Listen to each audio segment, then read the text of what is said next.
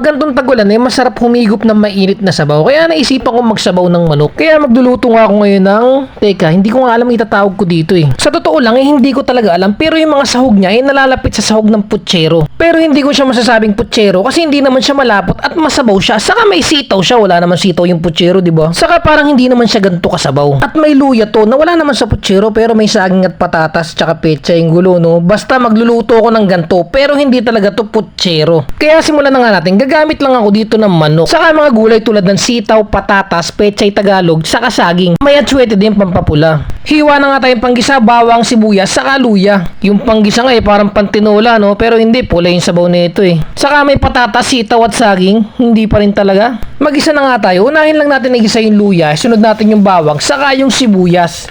Igisa lang natin na maigi, saka na natin ilagay itong mga manok. Timplahan lang natin siya ng asin. Konting gisa-gisa lang at takpan na nga natin yan hanggang sa magkatas siya. Magpawis-pawis na siya na parang ganyan. Sangkot siya lang. Saka natin lalagyan na itong tubig na may atsuete para mapula-pula rin talaga siya. Saka dadagdagan natin ng tubig para masabaw-sabaw din talaga siya. Masarap kasi dito masabaw-sabaw talaga At takpan na natin. Pagkuloy, tanggalan natin ng mga ganyang bula-bula para malinis yung sabaw natin. Saka lagyan na natin ng black pepper at takpan ulit natin ng mga 10 to 15 minutes sa mahinang apoy. Saka lagyan natin ng chicken cubes, saka ng tomato sauce. O diba, putsero na to kasi may tomato sauce. Pero di pa rin masabaw na masabaw talaga Hindi rin naman pwedeng tinola, pula yung sabaw Timplahan na nga natin siya ng Lawrence patis, mga ganyan 2 sandok. Ilagay na rin natin yung patatas at takpan natin. Pagkulo at medyo malambot na yung patatas, lagyan na rin natin dyan yung mga saging na saba at yung ceiling greens, saka yung sitaw. Parang pang sinigang may sitaw, pero di naman tumaasim, saka wala naman itong sampalok. Takpan lang natin at pagkulo, ilagay na nga natin itong pechay Tagalog. Putserong itsura, pampinali may pechay Tagalog, pero di pa rin talaga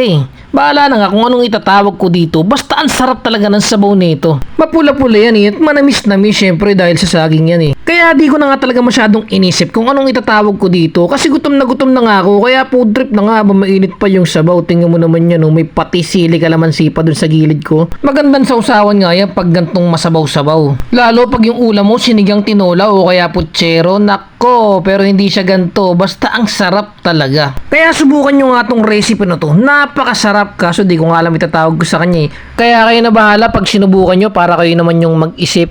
Huwag nyo na lang kalimutan mag-like at mag-subscribe. Tsaka pakishare na rin ng video. Maraming salamat po!